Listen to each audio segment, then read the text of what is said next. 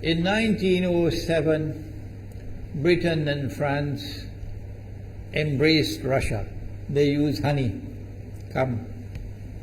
in a triple alliance, Britain, France and Russia.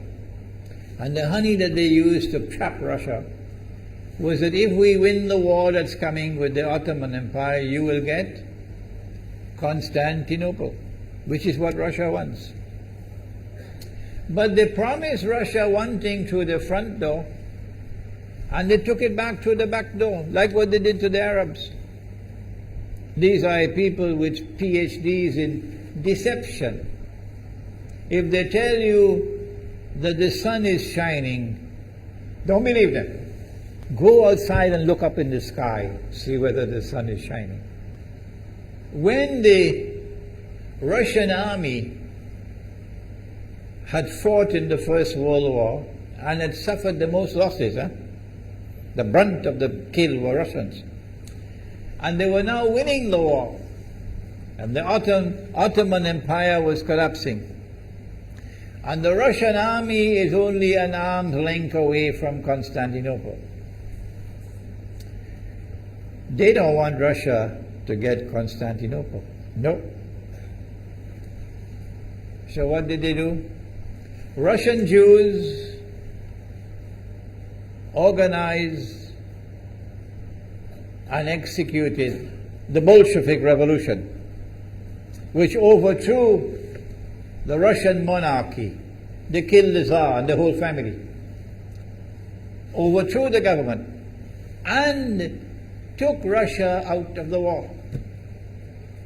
So the Russian army had to stop in its tracks and could not go to Constantinople. In other words, the Russian Jews stabbed Russia in the back. They did more than that. They brought communism. Communism is not Russian. These dum-dums don't understand that. Communism was created to destroy Russia. Why don't these dum-dums understand it? Communism is not Russian. Communism was created to destroy Russia, to destroy the Russian Orthodox Church. So they brought communism in the Soviet Union.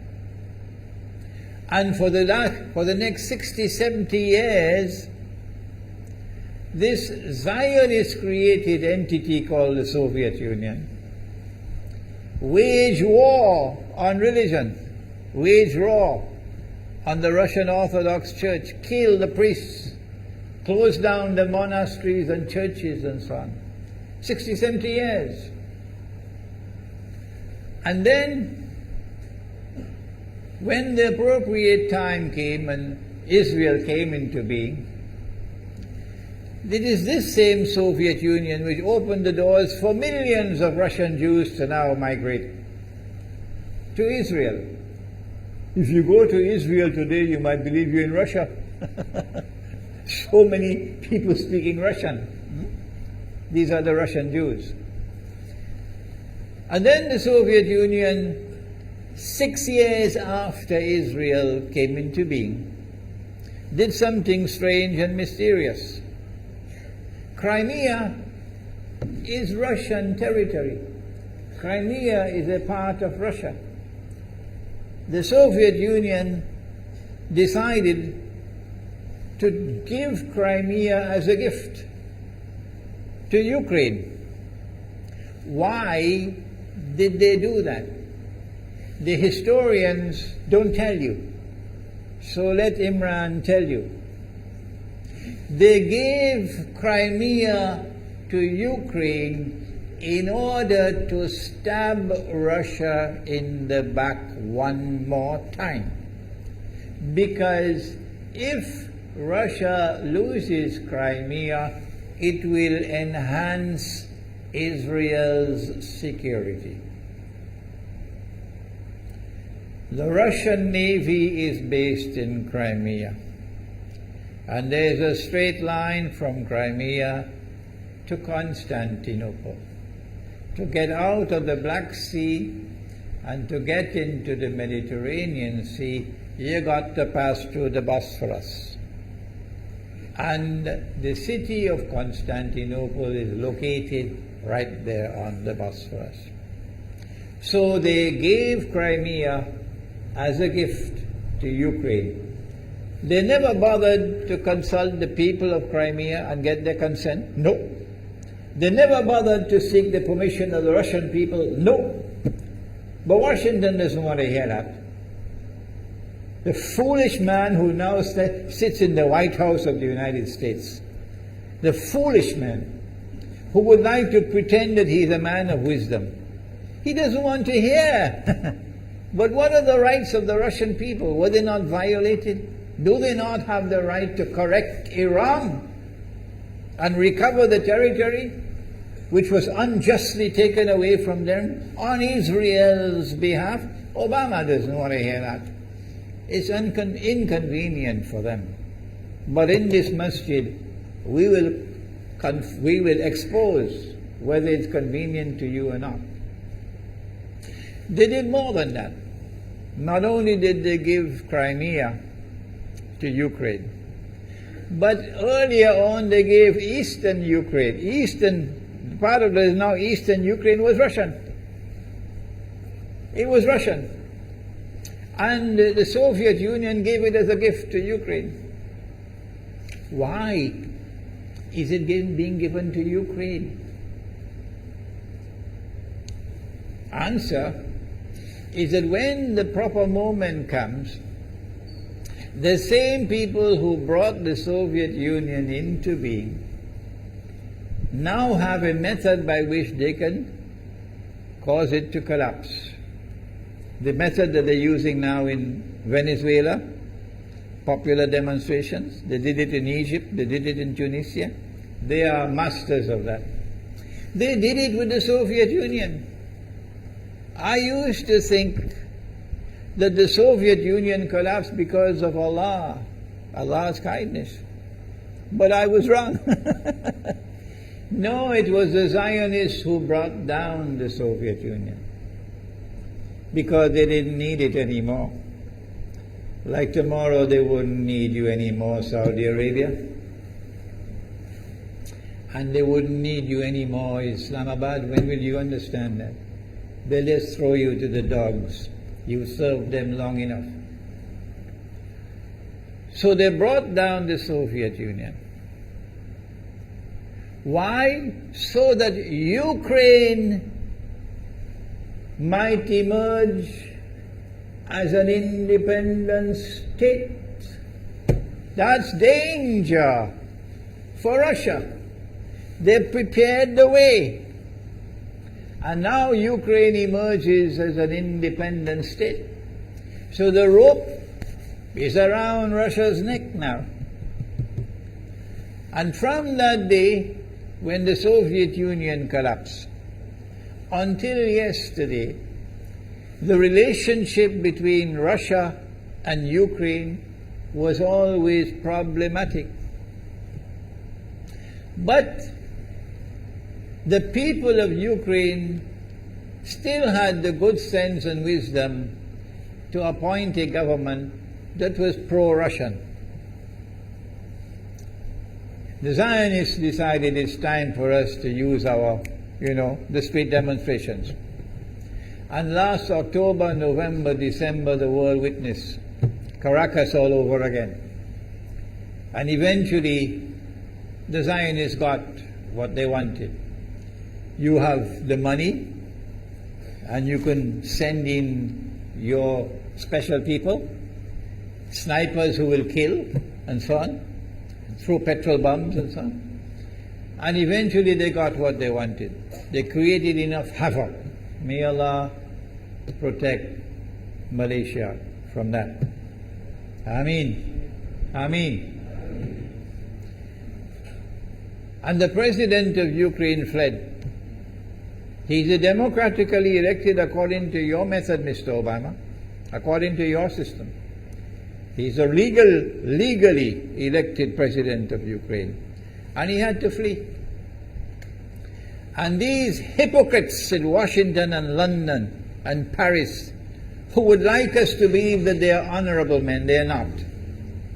Instead of standing on the side of the legally appointed president and demanding the rule of law, they all showed their colors as hypocrites in immediately recognizing the new government in Ukraine. The new government in Ukraine is anti-Russian. That's what they wanted. That's why they brought down the Soviet Union, to bring in a Ukraine into being as an independent state, and then to eventually get an anti-Russian government in Ukraine. If by Allah's kindness Putin had not intervened and been so spectacularly successful, this is what the plan would have been. The new government in Ukraine would have joined NATO, and Russia could not stop it. And when the new government in Ukraine joined NATO, NATO will then send its armed forces into Ukraine. It could include nuclear weapons. Then Ukraine will pick a fight with Russia and decide that Russia must now vacate Crimea. Shut down your naval base. The rope is now tightened around your neck. Russia has to put its tail between its legs and withdraw its fleet, Black Sea Fleet, from Crimea. Russia is no longer a naval power. Crick crack, you finish. And Israel will celebrate. That was the master plan. But Allah planned, and Allah's plan was successful. And it is time for the Muslim world to recognize and to see, I cannot influence governments, so what can I do? Don't bother, you waste your time with governments. But the people can understand that this was Allah's plan. They planned, the enemy planned for so long, and at the last moment Allah intervened. And Putin was able to get the people of Crimea to vote in a referendum. And they voted 90-something% in favor of returning to Russia. They were a part of Russia, and they want to return to Russia. So Putin was successful in delivering to the Zionist movement the first defeat it has ever suffered, significant defeat, in the more than 100 years since the Zionist movement was established.